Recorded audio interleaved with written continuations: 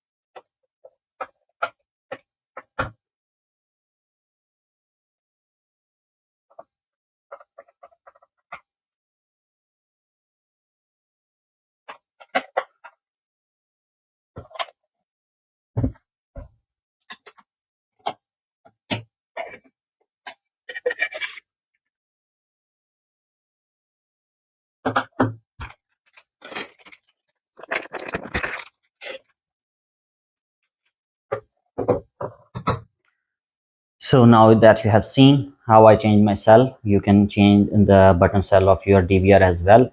If your DVR is different than mine, you can just search the search cell code. Yeah, for example, for my cell button cell, it was CR1220. For you, it can be something like that. Every DVR has a different cell, so just search for it and find it, and you can easily change it to fix the issue of the incorrect date and time.